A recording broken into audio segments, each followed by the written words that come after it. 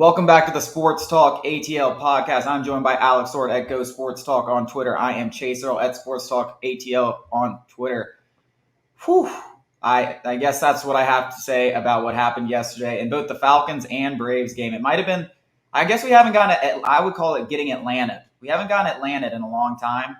And we had it in both fashions. The Falcons blow a 16-point lead against the division rivals, which you come into the game with no expectations. But after 3 quarters of looking like a more than competent football team, straight up a playoff team. And I know that sounds crazy because of the way we've talked about them, but that looked like a playoff team. And I know it's week 1, but that is what they looked like for 3 quarters, and then they blow it. I don't know. I think you have to convince me Dan Quinn wasn't somewhere in the stadium.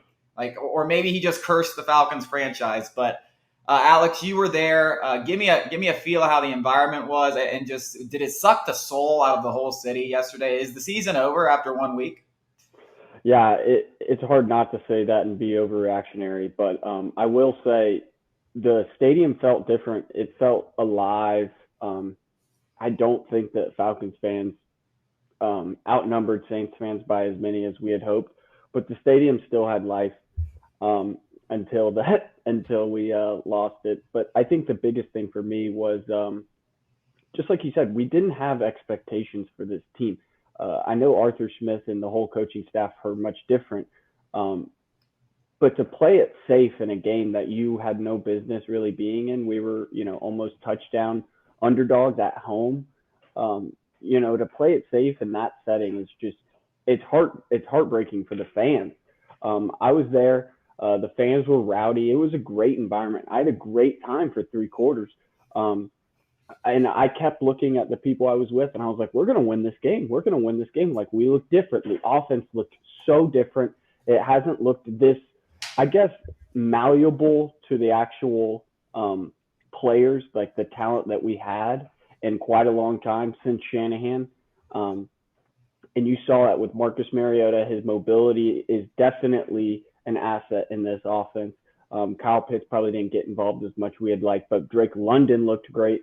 The running game looked great. The offensive line looked much better than it did last year. I will say, though, that the rushing game was more credit to Cordero Patterson than the actual offensive line. Cordero Patterson is just a man among boys out there. It's crazy that nobody thought to use him like this prior, or, just sticking with it. I know he did it with the Patriots, but he's just different, and he's great. He is so good for this team, which is built of young players, and he's got that veteran mindset that Arthur Smith loves, where it's like, every single game, every single play matters. The defense even looked good. We had a pass rush. I mean, we had 4 sacks. Grady Jarrett looked unstoppable in the first half. I will say some of the negatives, though. A.J. Terrell, Michael Thomas took it to A.J. Terrell a couple times, but it wasn't because A.J. Terrell was out of place or out of coverage or doing anything wrong. You just got to tip your cap to Michael Thomas. Had a few great plays. Jameis Winston was uneasy up until the 4th quarter, which is crazy. We kept playing prevent defense, just kind of punting. There was a lot of great things to take away. The fans in the building, I think, were the most unexpected thing for me.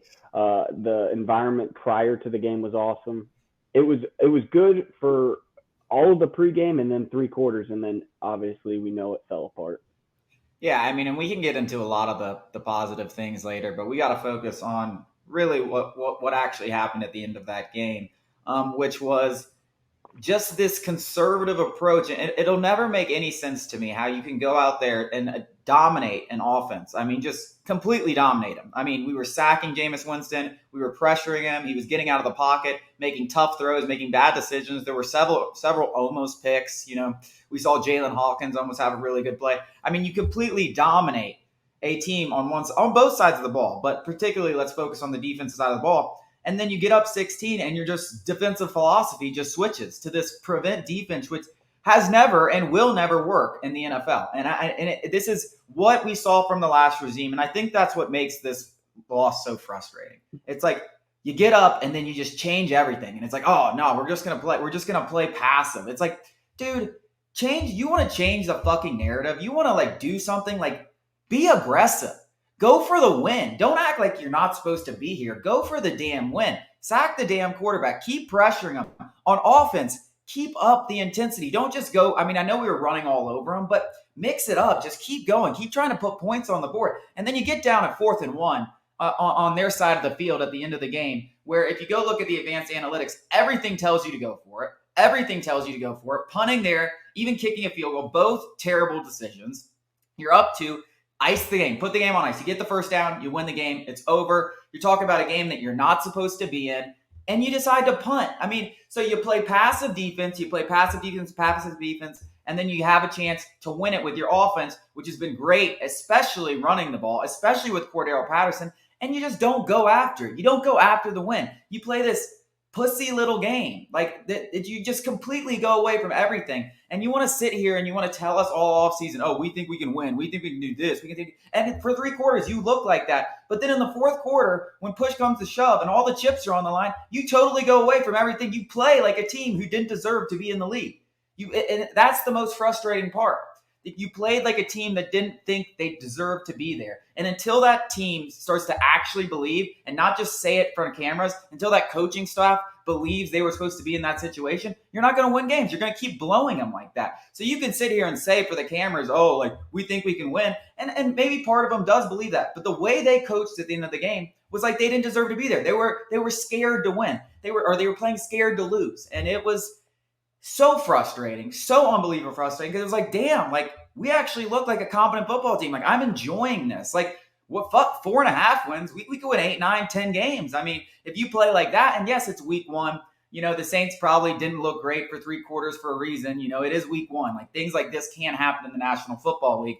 But we look like a competent football team that could compete with some teams. A lot of people were picking the Saints to go to the Super Bowl. Jameis Winston, MVP. Everyone was picking them to go to the playoffs. Like, that's a playoff team that you were kicking their ass for 3 quarters, and then you just played like you didn't deserve to be there. And it was just coaching mistake after coaching mistake. I mean, you're bringing in backups up 16. With their defensive line, they rolled out backups up 16 points. I mean, what the hell are you doing? And then you're playing prevent defense, this umbrella defense. They score like 4 plays, like 90, like they go 4 plays in 90 seconds, touchdown.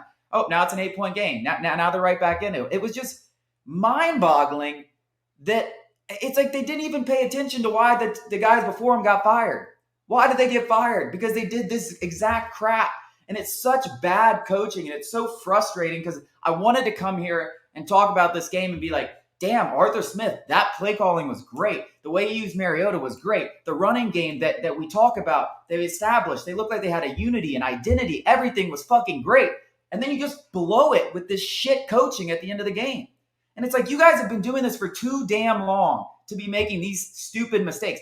The fact is, on 4th and 1, you should know. You should have, and if you don't know, you should have somebody that knows that situation. What do you do there? And it should be a no-brainer. It's by the numbers. You go for it. You go for it. And it wasn't even close. It was like a 20% difference in win the game percentage if you punt and go for it. It should be that simple. It's analytics. That's kind of stuff like that should be paper. Or what do we do here? Less than 2 minutes. 4th and goal to win the game, or 4th and 1 to win the game. Go for it. And the fact that you don't have that as a coach, the fact that I have to find that out on Twitter, that we just lost a percentage, took 20% or 15% or something off our win percentage by you not knowing what to do in that situation, like, that's unacceptable. That's unacceptable. And it's like, that's the kind of shit you were seeing from everyone when Dan Quinn was here. So it's just so frustrating. To make even matters worse, you know, you take the analytics out of it, which and you just use your eyes. The defense just gave up that drive you just said, a huge long drive, and didn't look good. So you're going to punt. And I know they didn't have any timeouts, and it was 50 seconds. It was a long shot. But you just watched your defense, you know, let the Saints offense go 80 yards. What on the prior drive made you believe that you could get a stop right there? You know, that's what I would ask Arthur Smith. It's, you know, instead of, you know, playing to lose the game, you should play to win the game, especially in a team like this. We are rebuilding. Nobody's got expectations for us. You know, Arthur Smith consistently talks about how, you know, nobody believes in us. Nobody believes in us. If nobody believes in you, you know, go out and win the game. Take it. Go out and do what you have to do. Don't, go and sit back on your heels and kind of play to lose. That's what the whole prevent, punt on 4th and 1 is. It's playing to lose. And, maybe it would have worked out. It could have worked out for him. I'm not saying, it was an easy decision like you're saying. But even if you take the analytics away and you're just looking at how your defense has just played versus how their offense has been, Jameis Winston sucked for 3 quarters, and then in the 4th quarter, he came alive. You're just giving the ball and giving the opportunity right back to them. In my mind, that defense, it was either going to give up 40 yards and a touchdown or 40 yards and a field goal, or it was going to give up 60 yards and a field goal. You might as well have just gone for it on 4th down, and that way you could look at yourself in the mirror and be like, we tried to win the game. We thought we had them on their heels. We just wanted to win it right there. And just like you said, it's so reminiscent of the old regime that it's mind-boggling that they're making the same mistakes. I want to pound my head against the wall. I left that game just cussing, just being like, I can't believe we just lost that game. I can't believe we just lost that game. It was terrible. I mean, it's just I couldn't believe they didn't go for. I mean, I guess like you look at it and you're like, oh, like yeah, if you don't get it, like they only need 25 yards for a field goal, but it's just like F that, bro. Win the damn game, bro. Win and it. If you go for it and don't get it, like yeah, there are gonna be people who like look back hindsight and be like, but I think most of the fan base would be like, F it, bro. We looked at our rivals in the mouth and we said, hey, we're gonna pound it down your throat because we've been pounding down your throat for 3.5 quarters, and we're gonna get this first down and win the damn game. And especially when you have a guy like Marcus Mariota, where you can do some wrinkle. It doesn't have to just be Cordell Patterson right up the middle. It doesn't have to be that. I mean, that's probably where I would have gone just because you have outmanned this team, and I would want it in Patterson's hand to win it. But listen, if you wanted to run a little wrinkle and surprise him with Marcus Mariota running or something like that, you got all the options. It's hell to defend because you got 3-4 guys. If you put a guy in motion, 3 guys that could be getting the ball. It doesn't have to be just vanilla, like fullback run up the middle. It's like, so you just have all these options, and it's just like, and you're Arthur Smith. Like, what is your specialty? It's offense. It's creativity. It's run the ball. That is who you are. And for you to just not want to be yourself in the biggest moment, it's just you coach scared. And then don't even get me started about the comments. He acts like a little kid after the game, like it wasn't his fault. Oh, it's the media's fault. You blew the game. Your shitty coaching blew the game. It's your fault. Be a man. Be a full-grown man. Be an adult and act like it on the podium and answer the media's questions. Like, that's straight bullshit for him to just act like that. It was completely unsettling. I can't believe he said that. And if for the listeners out there who don't know what he said, he basically walked into the press conference and said to the media, the Falcons media, who pretty much had his back since he got here, honestly. They haven't really been that, they could have pressed him on the Deshaun Watson thing much more. There's plenty of times last year where he just looked incompetent that they didn't really press him. So, compared to like New York media, Atlanta's media is a joke in terms of like how harsh they could be. But he walked in to the press conference and basically told all the members of the media, you guys wrote us off in May. You're going to continue to write us off. You ranked us 45th in this and 45th in that. And, all we're going to do is put our head down and work, basically.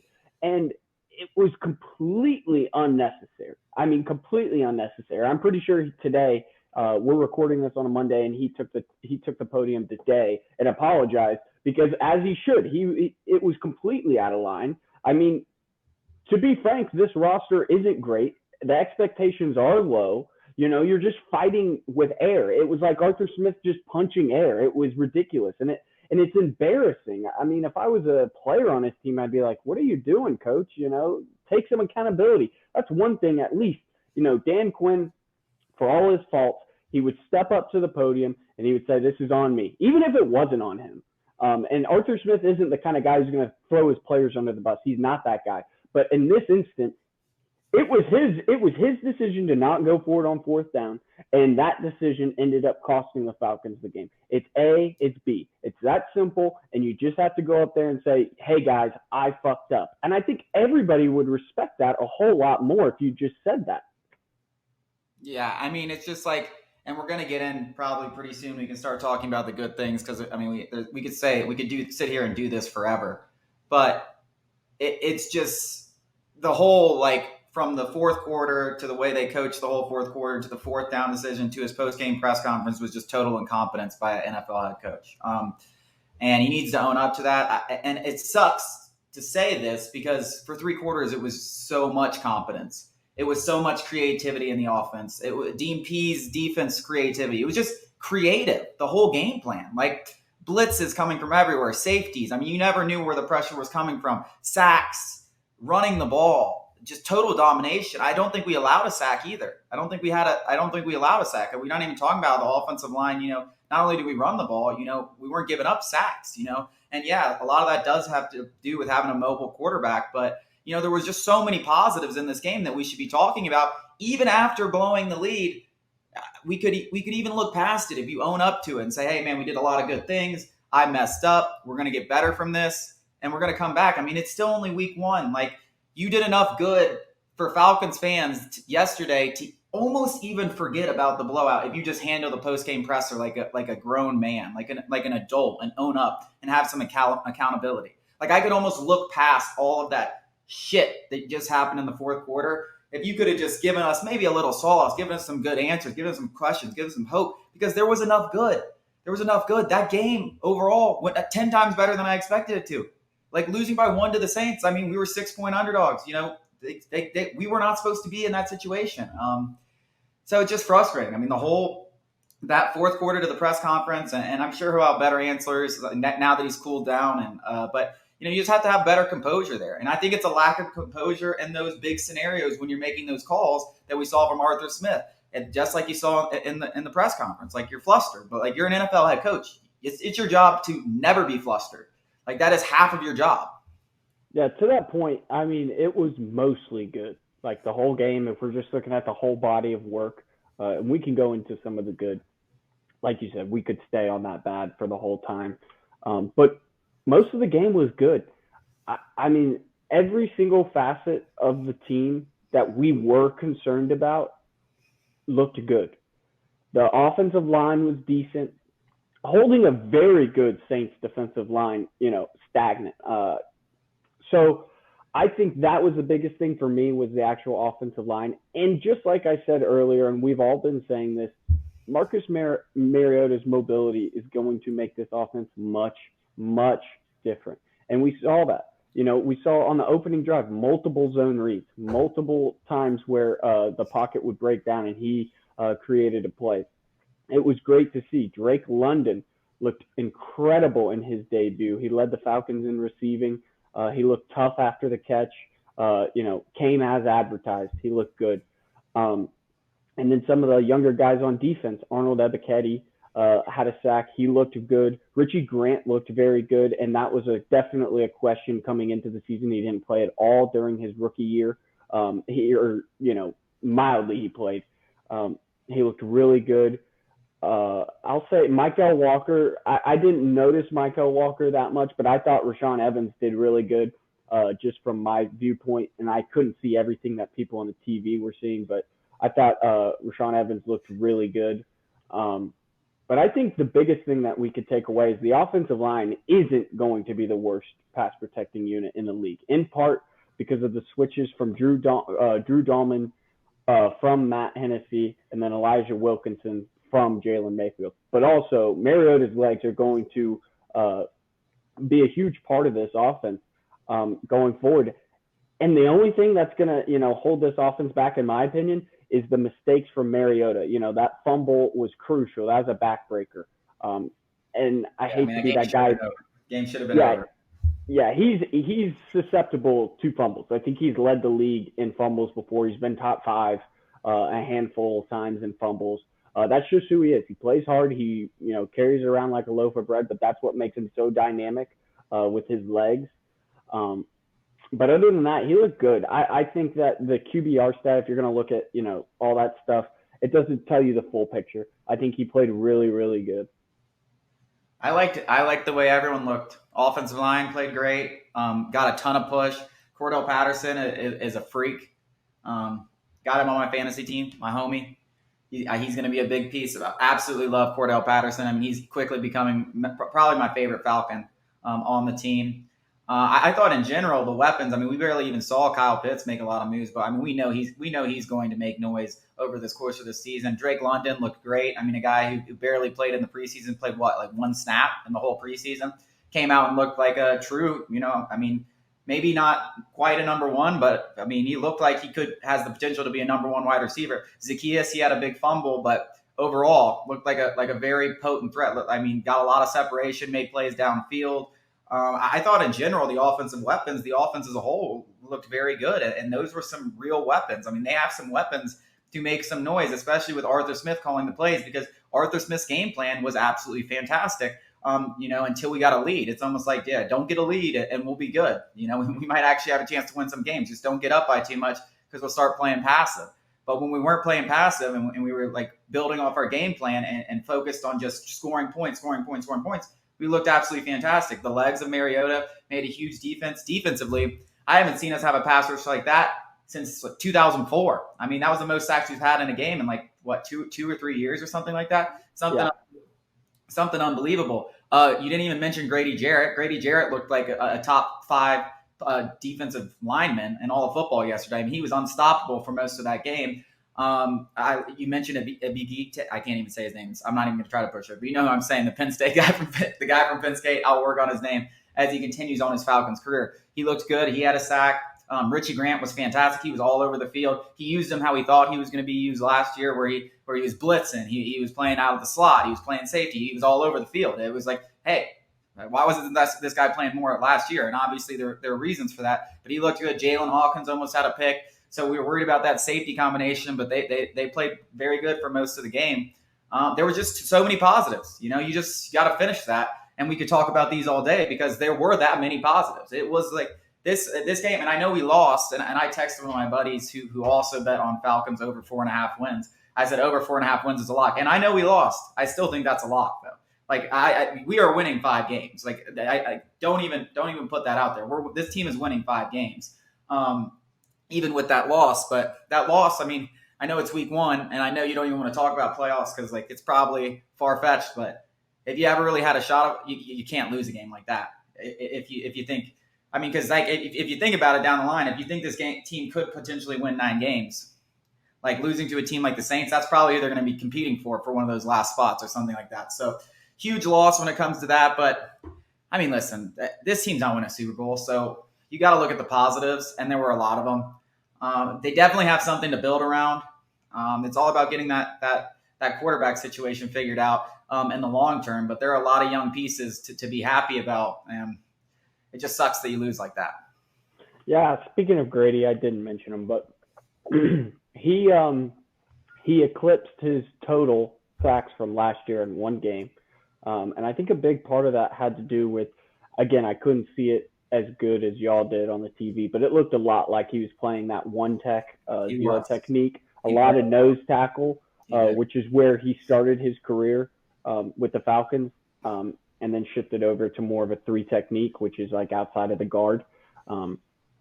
So that could be something to look forward to for the Falcons is, we haven't really seen Grady Jarrett put up those gaudy numbers that, were, that 8 sack Aaron Donald-esque defensive tackle kind of thing. So maybe this is something more to come. But yeah, I think that the good far outweighed the bad, in my opinion. The bad was it just came at the end, and it was heartbreaking, and that's what's going to be left in people's mouth. So it is disappointing, but trust me, there was far more good to pull out of that than bad. I really think the Falcons have something to build on. I agree with you wholeheartedly. I said this prior to the season. I had the Falcons covering that game. I think they go over that 4.5 win total. This is a team that isn't like, going to roll over and die, so to speak. That they're going to go out and win some games they shouldn't and be in games they shouldn't, just like we saw yesterday. So there's good going forward. Yeah, I mean, and listen, really the only bad there was yesterday was like you just played passive. Like when you were going clicking, you were kicking the shit out of a team that a lot of teams think is going to be in the playoff. You know what we did last year against playoff teams? Got beat by 30 and 40 points and got absolutely embarrassed. We weren't even competitive against teams like the Saints that, some people believe is going to the Super Bowl. Some people believe is at least making the playoffs. We weren't even competitive in these games last year. So there's obviously a ton of good when you just look at it that way. But it's a tough one to swallow. It's a tough one to swallow. Hey, we play the Rams next week in LA. I know they're coming off a loss, but it wouldn't shock me if we were competitive in that game. It wouldn't. It wouldn't shock me at all. We'll see how this team responds. But it's a long season. There's 16 more games left. There's 16 more games left. So they're going to have to lick their wounds, suck it up, and get ready for a tough Rams game who's coming off a blowout loss. They're going to want to bounce back. So that'll be an interesting game, another tough test. Like we talked about before the season, these first 7 weeks, we're going to have to dig our heels and say pray. But before the season, I probably would have said 2-5, 1-6. I'm okay. Now I think we could get 3 wins out of the first 7. I really do. We'll see how they bounce back from this game, but I saw enough good in that game that I don't think, going 3-4, especially over the first 7 weeks where teams are still trying to figure out their identity. I wouldn't be surprised if we snuck 2 or 3 wins out in the first 7. Yeah, I saw enough yesterday where I'm excited for. I'm ready to get back on the field. And I know some Falcons fans probably are just hurt and they're still sulking. And trust me, I do this. This is my job. I'm here rewatching the game and I'm just punching walls. I hate it. We should have won that game, but there's enough good to be excited for the rest of the season and where this regime is going. I truly do believe that. And there's some head scratchers, but let's give them the benefit of the doubt and see if they can correct it moving forward.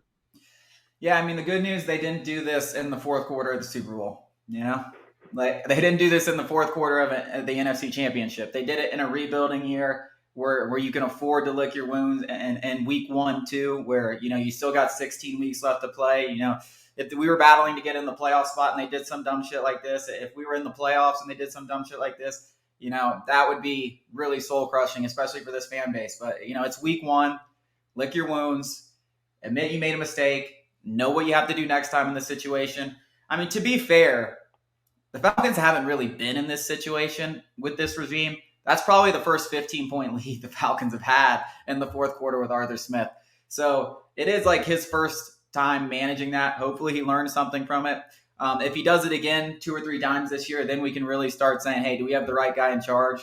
Is this another Dan Quinn? Yada, yada. But you got to remember, this really is his first head coaching job. It's his first time probably with a 15-point lead in the fourth quarter. I just wish he had kind of owned up to it better after the game. Especially a guy like Arthur Smith who kind of gives you that Bill Belichick attitude where like nothing phases him. And you could just tell he was flustered just by the way he responded. So it was disappointing. Hopefully he learned from that press conference. Hopefully he learned from the way he coached it. We move on. We got 16 weeks left to play. He's obviously still got another year or 2 before he's really going to be judged as a head coach. So hopefully he learned from it. That's really all I can say about that. Yeah, I'll wrap it up, real quickly here. And this is something I think that Falcons fans can resonate. You saw Brian Daboll in his head coaching debut with the Giants go for 2, go for the win, really grasp and go and get the win. And you saw how his players responded to him. And then they won, and they're dancing, celebrating in the locker room. That's what Arthur Smith should have done in that 4th and 1. That's what they should have done. They should have went out, grabbed it, and taken it because it was theirs. It was right there. Instead, they kicked it, and the rest is history. I still think there's plenty left to be excited about of this team. I really am not just bullshitting. I'm actually excited to see what they turn up week 2 because just like you said, the Rams are coming off an embarrassing loss. They're going to be mad. They're reigning Super Bowl champs. Those Bulls over there, they're mad. So we'll see, what Arthur Smith does to get his team back on track because, the season's not over. Just like you said, 16 more games. Yeah, and we can do another video talking about that Rams matchup. But let's move on to another blown game that happened in the same day. If it wasn't enough heartbreak, the Braves had to come back from 6-2 in the 9th with 5 runs with 2 outs. Home runs for Michael Harris and Robbie Grossman puts them back on top. But really the only thing I want to focus on in this game is what happened after that. Kenley Jansen comes in with a 1-run game, gives up 2 solo home runs. Listen, guys, I've been saying it for a few weeks now. Jansen's washed. His time as a closer needs to come to an end.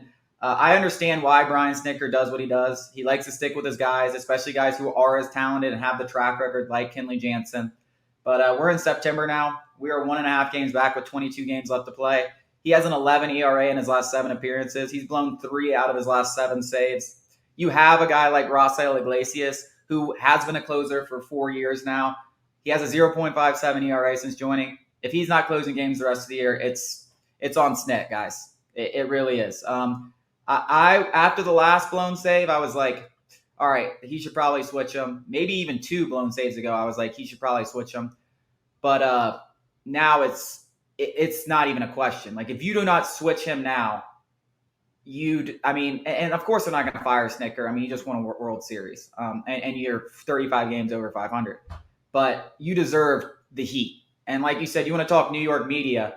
If he was doing this for the Yankees in a tight division, if he was doing this for the Mets in a tight divisional race, they would be up his ass. Because it's not like he doesn't have options. You have one of the best bullpens in baseball. You have Raisel Iglesias, who has been a closer for the last 4 seasons, who's pitching great, whose stuff is better, who looks more confident. There's no excuses anymore, guys. If he keeps going with Kenley Jansen and we lose this division, it's on Snitker. It's obviously kind of on Jansen, but Jansen shouldn't be forced to be closing games. Like the guy looks like a wounded deer going out there. It's like why are you sending him out there again in a 1-run game with the Mariners against the heart of their lineup? Like why'd you do that to him? He had no shot, and you knew it was coming. I mean, he had no shot. When Julio Rodriguez walked up with 1 out in the 9th, I was like, he's hitting a homer. He had no chance. And what happened? Bomb. I mean, just fucking smoked one off the second facade. And then Eugenio Suarez comes up with 2 outs. Bomb. It's sending him out there is just gross incompetence now, and it can't happen again. The worst part, is Snitker did something equally as embarrassing in his post-game presser as Arthur Smith did. He referenced that Kenley Jansen as well. He's got the most saves in the league. Buddy, he's also got some of the most blown saves in the league. Like, you're just going to cherry pick stats like that? And it is, it's mind-boggling to see that he's still sticking with his guys after they've continued. I mean, this, just like you said, Jansen, this isn't the first time Jansen did this. 3 blown saves in his last 7 attempts is horrid. It's horrid. And to make matters worse, just like you said, we're in the thick of the NL East race. Like, we cannot be losing games like that. And we talked about it prior to hopping on here. It feels like the Braves have not won a single comeback all season long.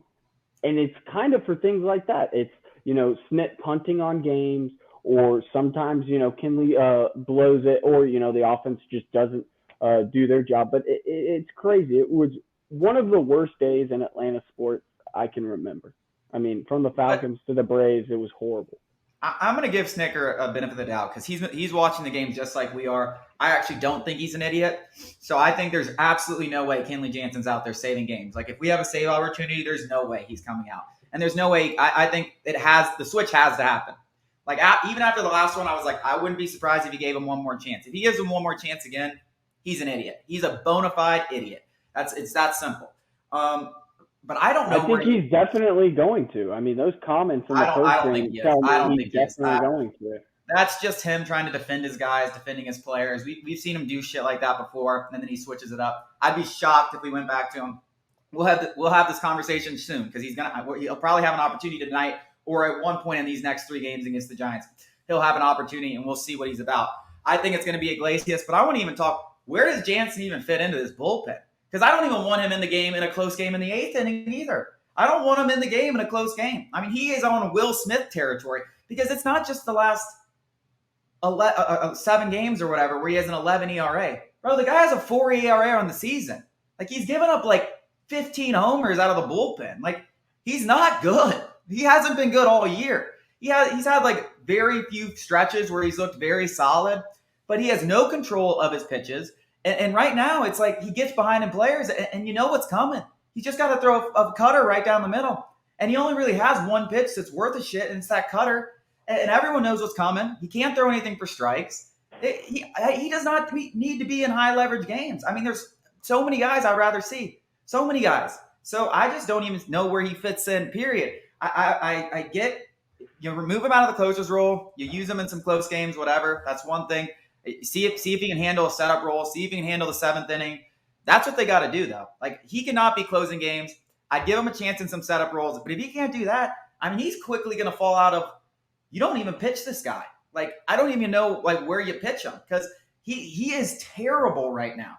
And the whole season he's been average, but right now he is absolutely terrible. He cannot be trusted. His stuff is not there. And you are in a pennant race. You just can't. I mean, I don't know where you use him.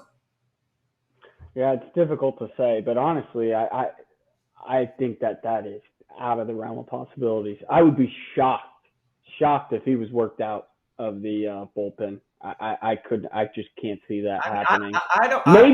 Maybe, but I'd be shocked. I wouldn't do that, because I do think I'd rather have him in there than maybe like Jackson Stevens and some of these other guys. But I don't really know how much longer you can watch him do this. I really don't.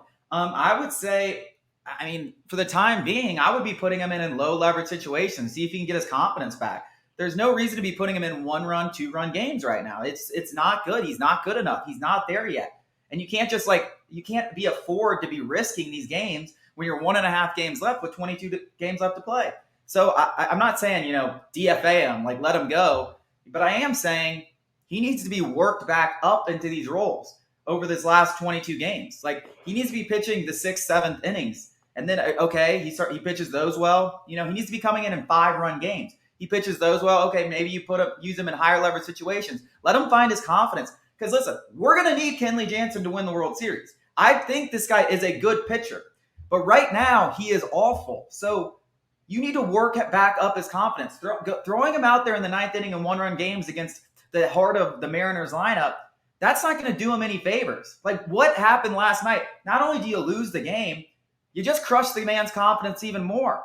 You just, like now what, and Kenley Jansen, I mean, he's been doing this for years, so hopefully it doesn't affect him that much, but it's impossible not to affect him. It's impossible for him not to hear the outside noise of what everyone's saying. You can't just block that out. I don't care how old you are, how long you've been around, and he's a veteran's veteran. I mean, he's a pro's pro. He has been taking the heat from the media after these games, going to the press conferences, not running around, owning it up, unlike, Arthur Smith that we talked about. He's been owning it up. But when you can see he's not confident out there, you got to build back up his confidence. Put him in a low leverage situation. Put him in with a 5-run lead. Let him get a 3 outs. Let him strike out the side. Then you start fucking using him again, in the 7th, 8th inning. But you can't close anymore. Rafael Iglesias, that needs to be set in stone. But even more than that, you need to start building up this man's confidence. Don't put him in a 1-run game in the 8th inning tomorrow or tonight or whenever. Don't do that. Don't do that. It's even crazier because how good Rafael Iglesias has been. Like, there is no excuse for him not to be closing games. He has been unhittable. Nobody's touched him since he came to the Braves. 1 run, and I remember that 1 run. It was in Fenway, and it was on 2 bloop singles. He's striking out 10 batters for 9. He looks tremendous out there. I think his whip's a 0.6. Nobody's even getting on base against the guy. Come on, this is an easy decision. We don't. And even then, if it was just him and AJ Minter needs to be closing games. I mean, you've got guys that can pitch in the late innings. You do not have to be forcing Kenley out there in hopes that he returned to the guy he was 3 years ago with the Dodgers. Yeah, they got to work something out because we need him. We're going to need him if we want to win a World Series. And I think that what you said is great. It's a great idea, and it's so true. Get him back into the low leverage situation so he builds his confidence back up. That way, when we do need him to potentially pitch and, a high stress environment, he's ready. He's back ready. He's not, consistently blowing these leads. I think that should be the thing going forward. And we'll see, tonight against the Giants. I'm sure, at least once in this series, we'll have an opportunity for Kenley Jansen to get back out there. I mean, I would be shocked if we lost all fucking 3 games. That would be, that couldn't happen. What's actually crazy is, I swear to God, I mean, the Braves, we were 63 and 26 over our last, 80 games, 90 games, which is just unbelievable win pace. But if you go back and look, and we probably won, 40 or 50 of our last like 65 games. If you go back and look at those 15 games that we lost, I swear to God, 8 or 9 of them we've had a run, we've had a lead in the eighth or ninth inning that we've blown. Whether it was McHugh or whether it was Mentor or whether it was Kenley Jansen, 5 or 6 times that he's done it. So, I mean, it's just been like we could be like we've been playing unbelievable. It could be 6, 7 games better with just a couple close games. But our bullpen overall has been good. I'm not really worried about the bullpen, but you got to make the right decisions going forward. Iglesias needs to be closing. Jansen needs to be eased back into things. Mentor, other McHugh, use McHugh later in games. That needs to happen. You got to make adjustments here, or we're going to lose this division. Mets are up 1.5 games, but hey, we'll be back later in the week. We'll talk more about the division race. We will give you a preview of that Rams-Falcons game, and hopefully things look better these next couple weeks for both teams. Otherwise, it's going to be back to being Atlanta again. Just disappointment. But thank you guys for listening. We'll be back later in the week.